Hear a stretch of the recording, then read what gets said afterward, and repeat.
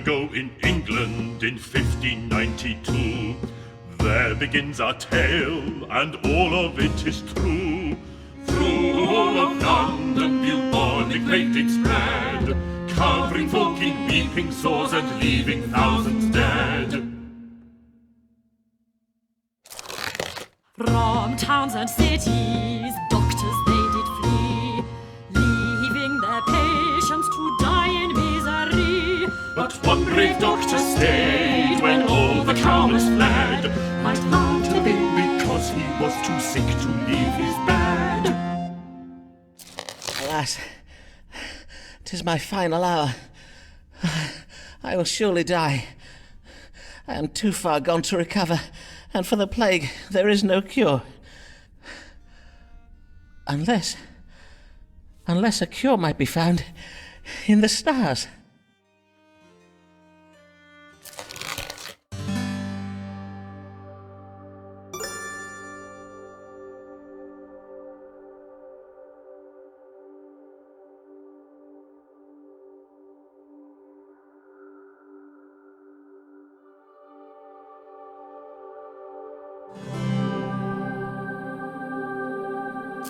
Let me see now.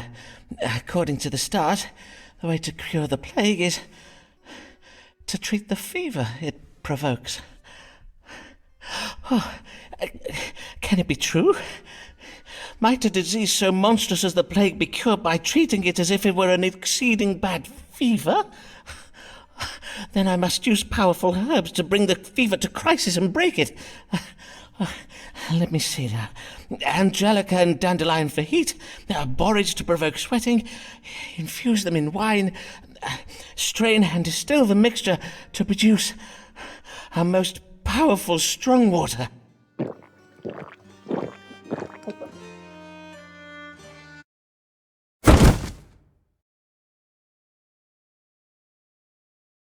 Huzzah! I am cured! I shall now go forth with my miraculous strong water to cure all London of the plague.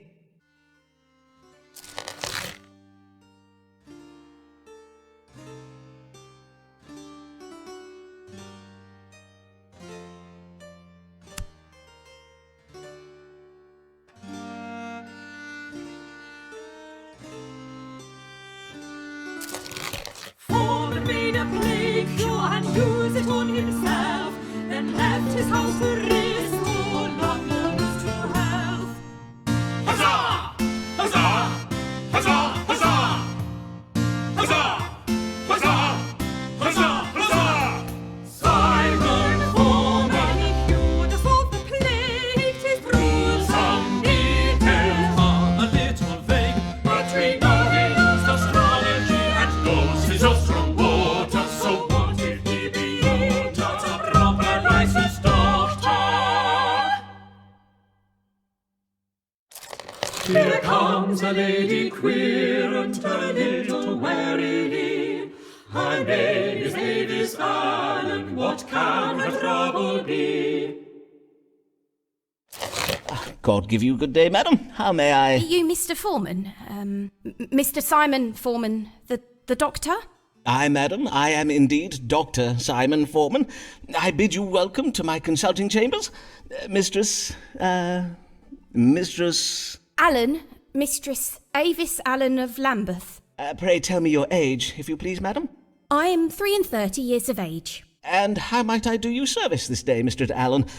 Pray describe your troubles to me. Well, the pain started full late last eve upon retiring to bed. Oh, not that I am in the habit of retiring so late, but my husband did desire a special supper of cold meats to celebrate and give thanks in any case, it started in the night and it continued until dawning. That being the pain in my head and the chundering. A moment whilst I make note of this. Headache and involuntary purging. Is that all? Aye, that is all. And thinking on it, my complaint to seem most trifling, and you are doubtless busy with important cases. Oh, like the plague! Yea, verily, mayhap I should not have come after all. Good day, Dr. Foreman. I beseech you pardon me, for I have wasted your time. Prithee, do not go, for I assure you, madam, your case verily is important to me. And 'tis important to you, is it not, Mistress Allen? Else you would not have come this day. Well, I... Let us consult the stars now then, shall we? What is the cause of Mistress Allen's suffering?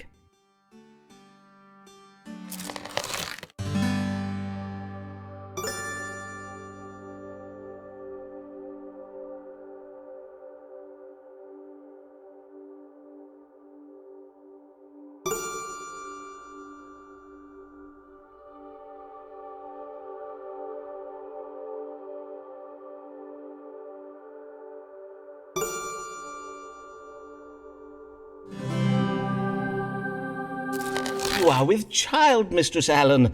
'Twas the reason for your celebration last even, methinks. I... But how did you know? I can see it in my chart, madam. There is a planet aligned with Scorpio at present, Scorpio being the constellation that rules over such matters.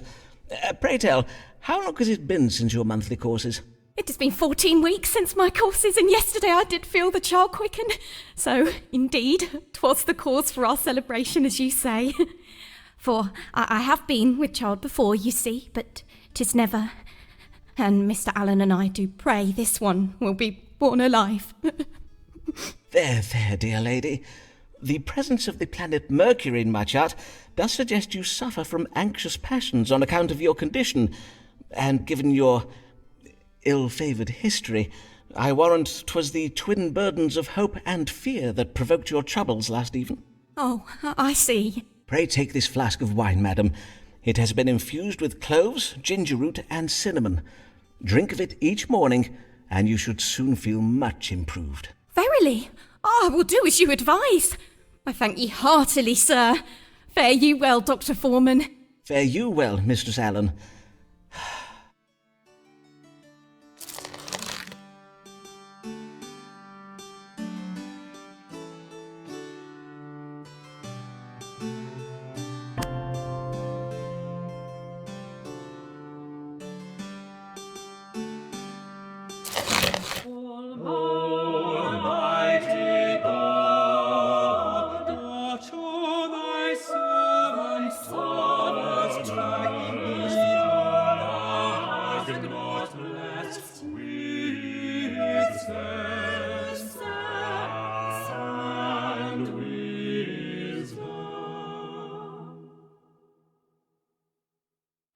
Good day, sir. You are Simon Foreman, the physician, are you not? These are your rooms. Indeed, I am he, and well met, sir. Be it Thomas Blagg I have the honour of welcoming to my humble consulting chambers, the Dean of Rochester Cathedral? Indeed, 'tis I, Thomas Blagg. Though it is not upon church business that I come to you this day. 'Tis upon a matter of my own that I require counsel. I have lately been offered some very lucrative investment opportunities, and, well, it is said that God speaks to us through the stars, does he not? Indeed he does. 'Tis well known that astrology is but a conduit for the word of God, as interpreted using scientifical means.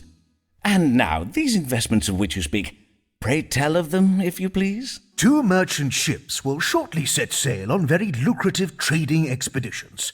I do not possess the coin to invest in both. Hence, I must choose between them. And I must choose very wisely indeed. For sea voyages are most perilous, and if my ship were to founder or be captured by pirates, I would lose my entire investment. Aye, forsooth, 'twould be most lamentable, to say nothing of the poor souls who might lose their lives. Who are, naturally, the greater of my concerns. Aye, naturally. And whither might these ships be bound? The first is bound for the Spice Islands of the East. 'Tis a voyage to be undertaken by a ship named the Conquering Cherub. The other is the Pride of Yarmouth. She is to bring back sugar from the Americas. Have you now the information you require? Then perchance you may divine for me upon which of these 2 ships our Lord God has bestowed his divine blessing. Aye, Dean Blagg, we may now consult the stars. Should Thomas Blagg invest in the voyage of the Conquering Cherub, or that of the Pride of Yarmouth?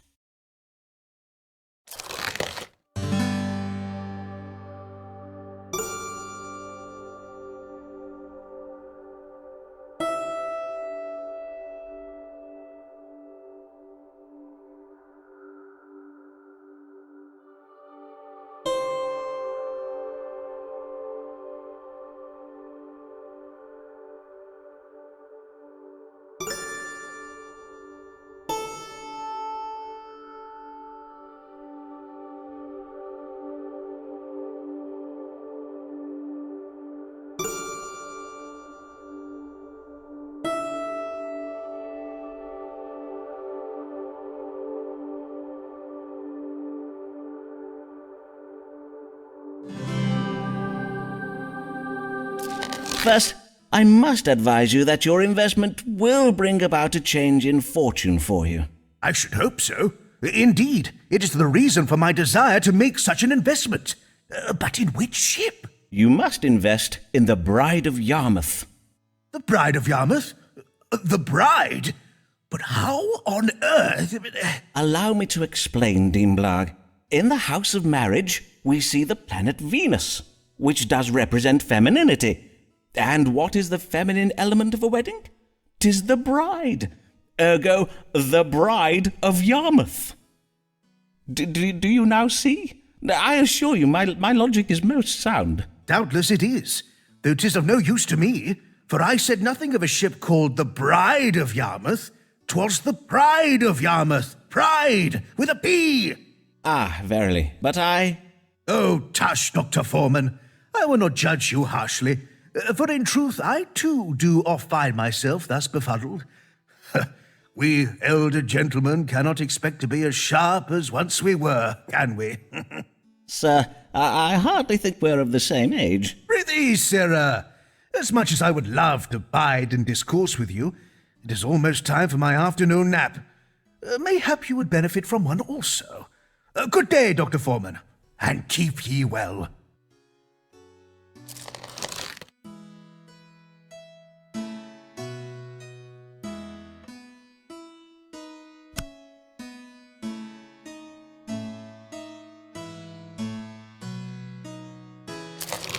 Here comes Emma, shy and comely maid. All men who meet sweet Emma wish to come to her aid. Timid as a little bird, frighted by an unkind head, be gentle, for she seems full afraid. Good morrow, sir. Pray tell, are these the consulting chambers of Simon Foreman, Doctor of Astrology and Physic? Indeed, 'tis I, Dr. Simon Foreman. And your name, madam? Emma Sharp of Shoreditch, sir. 25 years of age. Welcome, Miss Sharp. And how may I do you service this day? Well, 'tis a trifle delicate. A man has asked me to be his wife. A dear, kind man, but I fear you will think me cold, Dr. Foreman. There, madam, whatever is the matter? Well, he is exceeding advanced in years. I do worry he may not be long for the world, and if he were to die, I do not think I could bear it. Verily, I would not. Indeed, methinks I would rather not marry him at all. Am I very heartless, Dr. Foreman? Nay, not in the least, madam. Your fears are most reasonable. A man in the winter of his life is indeed more likely to die. I assure you, madam, 'tis a medical fact. But methinks you wish to know whether this man be afflicted with a grave health condition, do you not? To wit, any ailment that might soon prove fatal? Forsooth I do. That is my question precisely. Why, Dr. Foreman, 'tis as if you have a gift for reading minds. Merely the gift of logical surmise, madam. Let us see whether a judgment of the stars may calm your fears. Does Mr. What was your gentleman's name? Mr. George Middleton, a wool merchant. Does Mr. Middleton have any ailments that might hasten his death?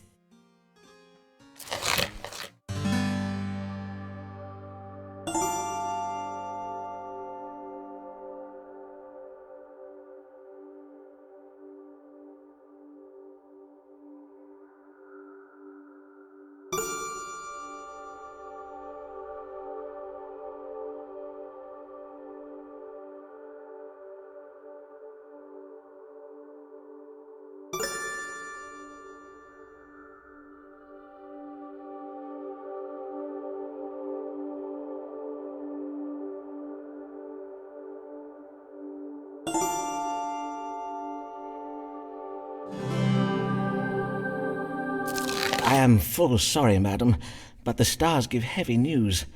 Mr. Middleton suffers from a cardiac passion. Indeed, his heart may stop at any moment. He must avoid anything that might alarm or trouble his vital spirits. One shock could be enough to kill him. Oh, woe, alas, poor Mr. Middleton. I thank you for your kind understanding, Dr. Foreman, and for your discretion in this matter. I will at once to my family go and beseech them not to make me accept Mr. Middleton's proposal. God give you good day, Dr. Foreman.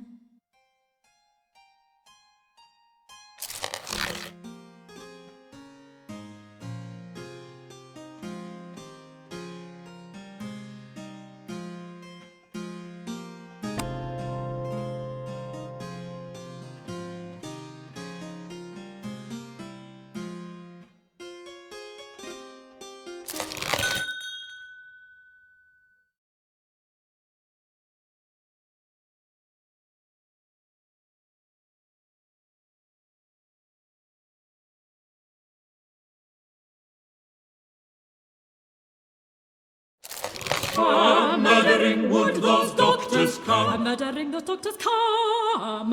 A-murdering one fine day. Those doctors will they slave Those doctors will they slave for me. Slave for me. Will they send him to jail? They send him to jail.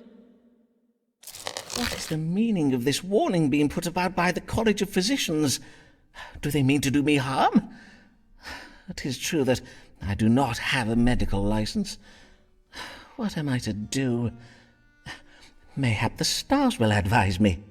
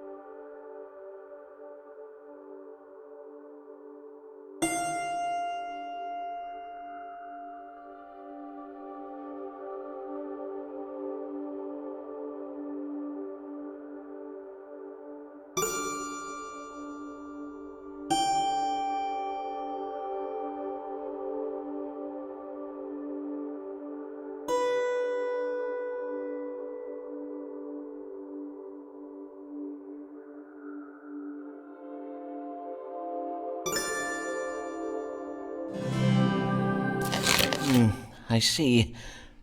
These doctors have waged war against me, and the only way to stop them is to obtain a medical license. And in the House of Religion...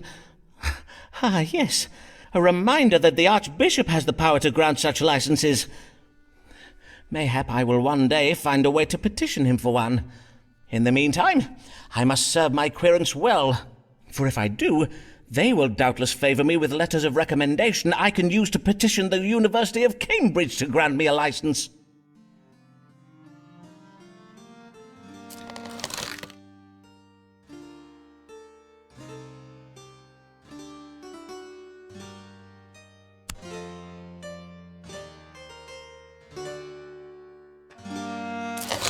Who's this man at the door who we've not seen before? Who's this man at the door who we've not seen before? Who is come to inquire dressed in so strange attire? 'Tis Ferraro, Ferraro. Good day to you, sir. Oh, I see you're having some difficulties. William, fetch my guest a chair. No, it's good. I am just a little stiff. As you wish. Mr. Signor Ricardo Ferraro. I am a gentleman of Venezia, come to make a trade in London. Venice? 'Tis a fine city, I hear. And how may I do you service this day, Signor Ferraro? I am come with una problema medicale, and you are most great dottore who does cure all London, eh? You cure Ferraro too, see? Forsooth, I will seek to do so, Signor. Pray, describe your complaints, if you please. Is burning when I make the water. Pain during urination? See, and is pain down here. Molto pain. and pain in the lower back. Now, let us see what the stars can tell us. What ails Signor Ricardo Ferraro?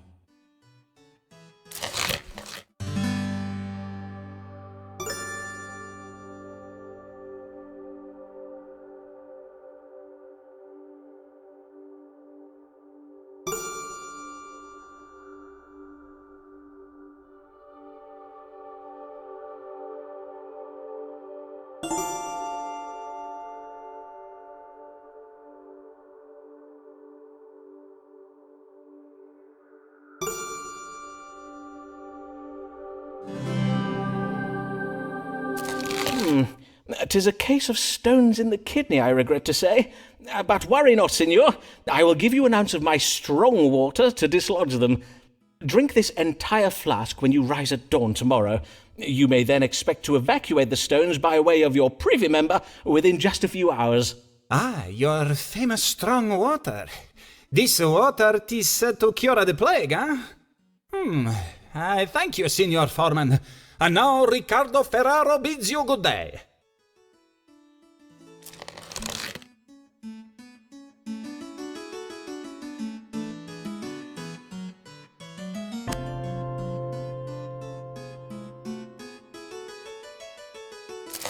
"'Tis sure she is no beauty, 'tis true she lacks finesse, but every awkward hero needs his awkward princess." Ah, well met, Mistress Allen. Pray tell, the last time I saw you, you were with child, methinks. Pray tell, how I fares... would rather not talk about that, if you please. Oh, I see. I am full sorry, madam. What I'm brings come you upon... this- The I matter beg that your brings... pardon, madam. I prithee, madam, say on. I'm come about the new law. I know not what to do, and I would have counsel. You are in trouble with the law, madam? Nay, at least not yet, but my neighbours have begun to remark unkindly upon my absences, my Sunday absences from church. I am afeard one of them may soon denounce me. Ah, 'tis the Act Against Recusants you speak of. The law that obliges Catholics to attend church and take the English sacrament. You are of the Catholic faith, then, I take it? I, a Catholic, but as well a law-abiding woman and a full loyal subject of the Queen. Long may she reign. I do not doubt it, madam. But to take the Protestant sacrament, 'tis heresy. So says the Pope in Rome. I risk being damned to hell if I do it, Dr. Foreman. Verily, I find myself in a most terrible bind. I see.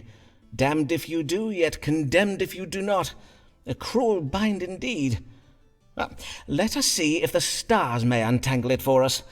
Should Mistress Avis Allen attend Protestant church services?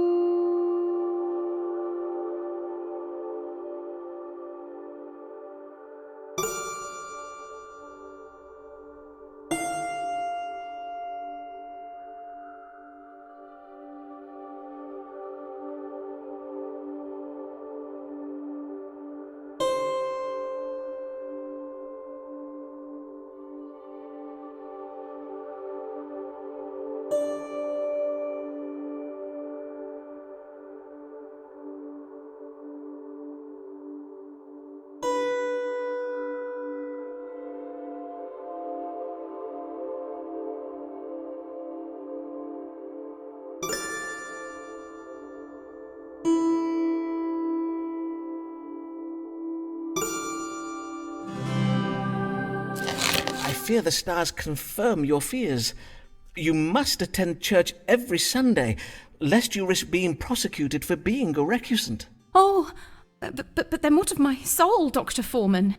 Methinks I have a solution for that, madam. If you were to cross your fingers behind your back during the service, any Protestant oath you swear would not count.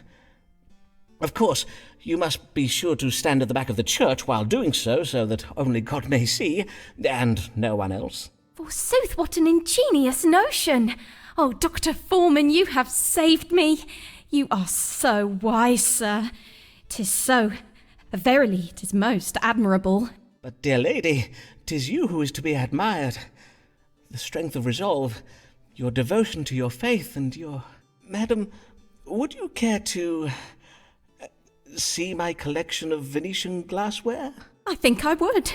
Indeed, I would like that very well.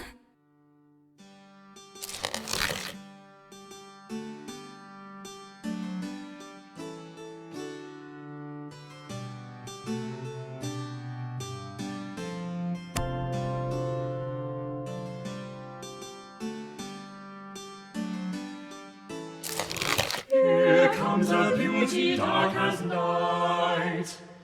Her hair does shine, her eyes are bright. A damsel formed for man's delight. Oh, she is quite a lady. Oh, she is quite a lady. Good day to you, sir. I am Amelia Bassano of Bishopsgate, here for my consultation. Welcome, Mistress Spezano. Bassano, 'tis an Italian name, is it not? Aye, it is, sir. Though I was born in London, my family are from Venice. They did come to London to gain employment as musicians at the royal court. Ah, I know one of your countrymen, Ricardo Ferraro, another one of my querents. Mayhap you know him? He hails from Venice too. No, sir, I do not know him. Venice is a large city, and as such 'tis home to many thousands of men. And as I did mention, I was born in London. Aye, of course. Mayhap we turn our thoughts to what brings you hither this day. Have you a question for me? Aye, sir, I wish to know what afflicts me, for my belly does begin to swell, and lately I oft find myself chundering after meals. Swollen abdomen and involuntary upward purging. Well now, let us consult the stars to judge the cause of these troubles.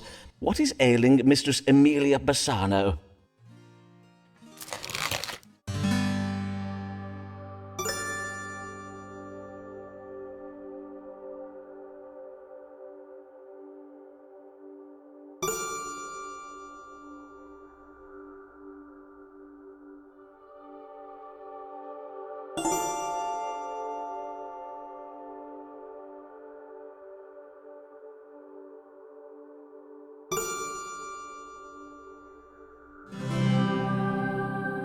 I neglected to ask. Is there a Mr. Bassano? Aye, my father still lives. I mean to say, are you yet married, Mistress Spezano? I presume you are, for the stars indicate that you are with child. Wondrous news indeed. Ah, I see. Of course, it is natural for a young lady to be a trifle anxious when she's expecting her first child. And I see you are anxious, are you not? Aye, Mr. Foreman, I own that I am. Well, doubtless you are anxious owing to the unpredictable nature of your condition. For instance, sometimes the child might emerge from its mother's womb early, weeks or even months earlier than anticipated. This possibility is a medical fact, and one that should be explained to any husband you may... Do you see what I'm saying, Mistress Spezano? Nay, not in the least, sir. Ah, some of my maiden querents, I assume you are still unmarried and therefore a maiden, when they find themselves inexplicably with child, they oft do not remain unmarried for long. I advise you to discuss this with your family without delay, Mistress Spezano. Doubtless they will be keen to make the arrangements for you. I see. Yes, of course. I must lose no time in finding a husband. I thank ye, Dr. Foreman. Good day.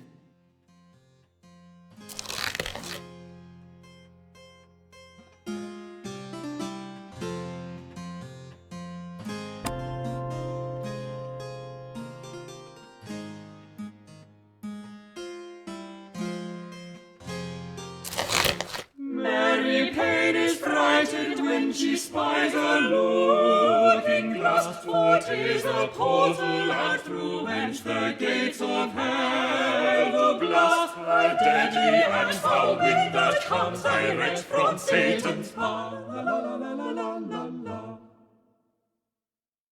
Blessed morrow to you, Dr. Foreman.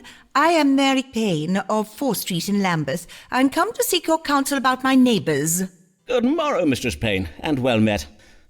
What trouble do your neighbours give you? They play their lutes into the night, perchance? Mayhap a neighbour has cast a malignant spell upon your cabbages. Why, sir, 'tis no trifling matter. Indeed, 'tis a matter of grave importance. Doubtless you do know we have a Catholic living on 4th Street, a woman by the name of Avis Allen. Ah, yes. I did hear tell that Mistress Allen subscribes to the Romish faith. But 'tis no crime to be a Catholic, is it, madam? At least, not at present. Aye, but harbouring a Jesuit priest is, Dr. Foreman. These evenings past, I have spied a man sneaking in and out of the Allens' house. 'Tis my reckoning the man is a priest who is going hither and thither all over Lambeth to perform the Catholic Mass and take confessions. Doubtless Mr. Allen is hiding him in one of those little cupboards. You mean to say you think Mr. Allen has installed a priest hole in his house? A secret room hidden behind the wood panelling of a wall? Indeed I do. I am certain that he has such a hole, and that a priest is going in and out of Mr. Allen's hole from dusk till dawn. Verily? How troubling. But surely you are mistaken, madam, for under the cover of darkness, how can you be sure the man you did spy was not Mr. Allen himself? Nay, 'twas not Mr. Allen. Mr. Allen is a fine, tall figure of a man, whereas the figure I did spy was very narrow and malformed in appearance. A scrawny little imp of a man he was. I see. Now, you must not think me intolerant, Dr. Foreman. If Mistress Allen must cling to her idolatrous backward beliefs, 'tis her own affair, and I have no wish to cause trouble for the Allens. And 'tis true that Mistress Allen does now attend church on Sundays and takes the English sacrament just as she ought to. But we residents of 4th Street are decent English folk. We will not abide an agent of Rome sneaking around our neighbourhood, muttering incantations in some devilish foreign tongue. I think you mean Latin, madam. But before I act upon my suspicions, I think it wise to know if there be any truth in them. Then let us see what the stars can tell us. Who is this mysterious stranger, and why does he frequent the Allens' house late at night?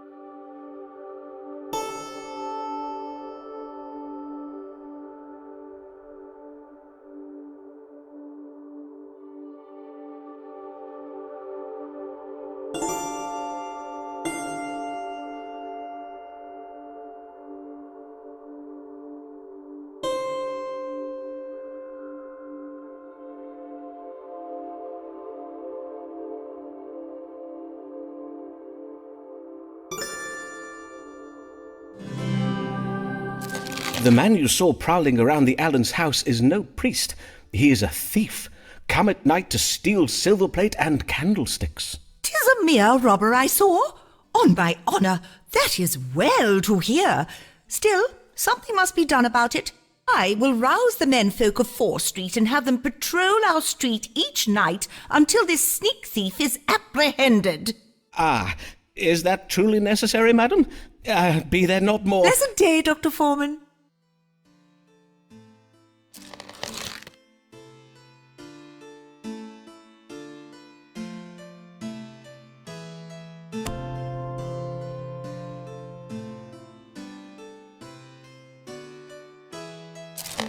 When the querent does rock a continental frock, when the Ferraro does rock a continental frock, when his Italian flair features odd facial hair, 'tis Ferraro, Signor God give you good day, signor, And how may I assist you? 'Tis I, Ricardo Ferraro, come once again to see the great Dottore Simon Foreman. So I see. What brings you this day? I bring myself to you, so you treat my illness.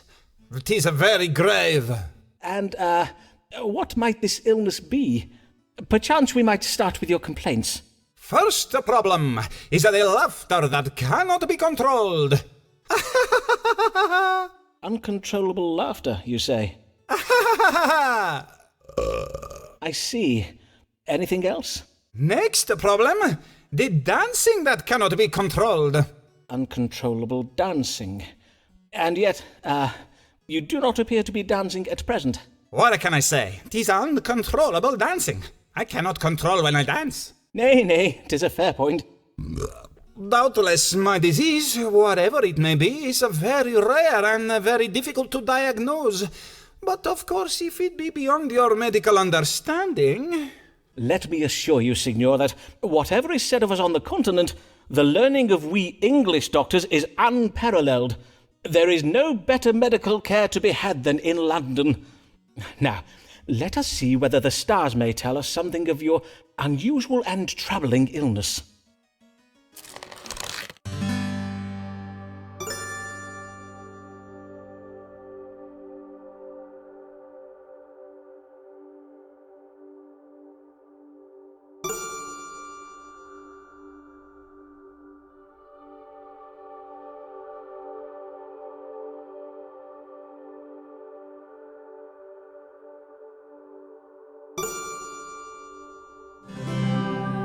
It sounds to me like you're experiencing pain in your stomach.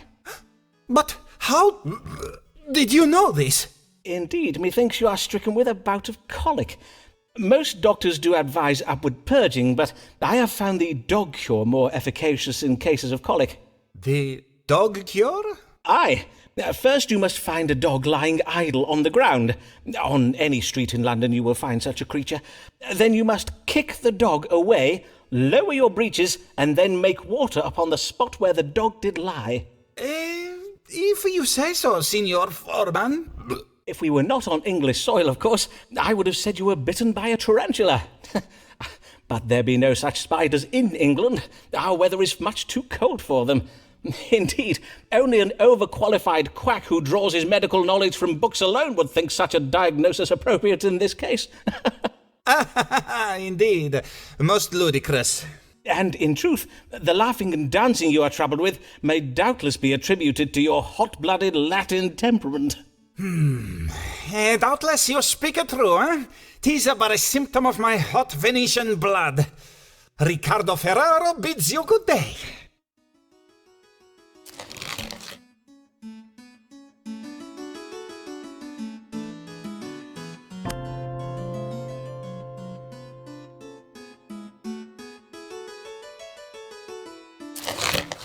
Why does this lady feel confined? Mayhap the world is too unkind. Nay, doctor, medicate her mind. Pray cure this comely lady. Pray cure this Comely lady. Good day to you, madam. Yes. Good day, Mr. Foreman. Pray tell, is your Venetian querent Ricardo Ferraro one of the patients you treat for troubles of the mind? Forsooth, his manner is right strange. I passed him at the door, and when I addressed him in the Italian tongue, he abruptly turned from me and ran away down the street. Nay, Signor Ferraro has no grave troubles of the mind that I'm aware of. Mayhap he was merely dumbstruck by your beauty, madam. Dr. Foreman, a man is rarely struck dumb by a woman's beauty. Indeed, 'tis quite the reverse. He is oft rendered all the more loquacious, plaguing her with ill-formed metaphors he believes are compliments, and with hasty declarations and invitations she has neither sought nor invited. Ah, quite. But let us turn our minds to happier thoughts. I did lately hear of your marriage to your cousin, Mr. Alfonso Lania, for which I must congratulate you. And as I recall, you were with child when I last saw you. Aye, I was, as you correctly judged. And your child and husband are both well, I hope? I would rather not discourse on the subject of my husband, Dr. Foreman. As it pleases you, madam. What brings you this day? Lately I have been feeling heavy and lethargic. I do also find it hard to fix my attention upon the book I am reading or upon words I am composing. And yet, although I oft feel right tired, I am having difficulty sleeping. Ah, well, becoming a mother, beset with all the demands of a suckling babe, can force change upon the normal rhythms of life. Nay, 'tis not that, for I have employed a wet nurse for the feeding and much of the care of my son. Methinks I must have some kind of disease. I see. Let us consult the stars to see what afflicts you. What is ailing Mistress Amelia Lanier?